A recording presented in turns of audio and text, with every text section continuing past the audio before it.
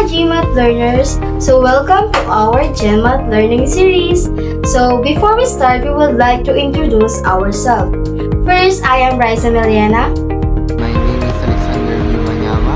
My name is Joseph David Manaliliw. And we are Group 2. So in this video, we will discuss about the topic of logarithm functions, equations, and inequalities. So here's what you learned today. So learning objectives, first, definition of logarithm. Second, define the logarithmic functions, equations, and inequalities. And last, classify the example to the given. So, dito muna tayo sa definition of logarithm. So, from the word logos and arithmos, so logos means ratio, and arithmos means numbers proportion. So, a word made up by John Napier. So, si John Napier is a Scottish mathematician. So, he was a father of logarithm. So, it is exponent or power to which a base must be raised to a given number.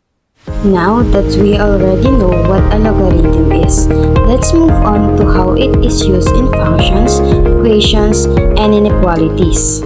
It is a function of the form fx equal logarithm of x with base b, such that b is greater than 0 and b is not equal to 1.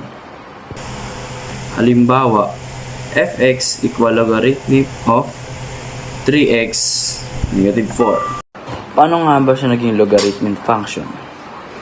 Kaya siya naging logarithmic function dahil ang symbol ng function is f of x and may logarithm kapag pinaghahambi.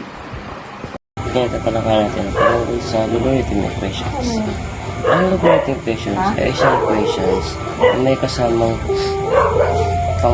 logarithm ng isang variable at ginagamit para hanapin ang mga actual values sa isang exponential relationship. At ngayon, nabibigay ko naman po ang logarithmic equations, yung definition po nila. Una, it is an equation involving logarithms. At yung dalawang example po ay logarithmic form with base 2 equals 2x. Sa pangalawang example po, logarithmic x with base 3 plus 3 equals 2. Paano nga ba nagaganito yung examples na? Ang i-discuss ko po ngayon ay ang logarithmic inequalities. So, what is logarithmic inequalities? Logarithmic inequalities are that involve logarithmic expression. So, ano-ano po ba yan? So, meron po tayong logarithmic na may iba-iba po tayong symbol na makikita tulad ng less than, greater than, or equal, or etc. So, ito po yung hinanda kong example para po sa discussion nito. So, example, logarithmic 2x minus 1 with base 3 greater than logarithmic of x plus 2 with base 3. Para mas maintindihan, magkaroon pa tayo ng konting example. So, number 1, f of x equal logarithmic of 2x with base 5. So, ang sagot dyan is logarithmic function. Ba't nga ba siya naging logarithmic function? So, palatandaan kapag function may f of x or y or g of x man yan, ayan yung sign ng function. And then may logarithm siya. So, ibig sabihin, isa siyang logarithmic function. So, kabilang siya doon.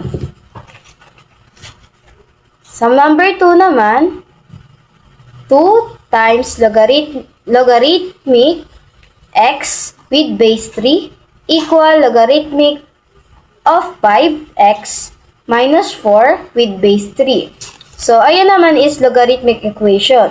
So, para malaman natin kung ang given ay logarithmic function, equation, or inequalities, so, titingnan lang natin kung ano ang simbolang ginamit. So, ang ginamit dyan is yung equation. Kapag equation, sign niya is equal. Kaya siya naging logarithmic equation. So, tatandaan natin kapag logarithmic equation, may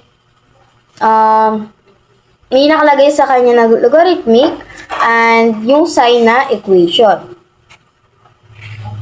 Number 3, logarithmic of x with base 4 is greater than or equal to 0. So, ang sagot dyan is logarithmic inequalities. Palatandaan, kapag logarithmic inequalities, may sign siya na greater than, less than, or greater than and equal, and less than and equal. Paano naman mga GMAT learners kung ganito? So, x plus y equals 7. So, hindi natin siya makukonsider na logarithmic function, equations, and inequalities siya. So, dahil walang logarithm, hindi siya kabilang sa tatlo o tinatawag siyang neither. So, dahil nga may equation siya, pero wala siyang logarithmic. Dahil kapag makukonsider siya na logarithmic equation kapag may nakalagay na logarithmic. So, tatandaan natin na kapag kasama dapat ang logarithmic function, equation, and equalities. Kapag wala namang logarithmic pero may mga equal sign, greater than sign, or function sign, hindi siya makukonsider na logarithmic.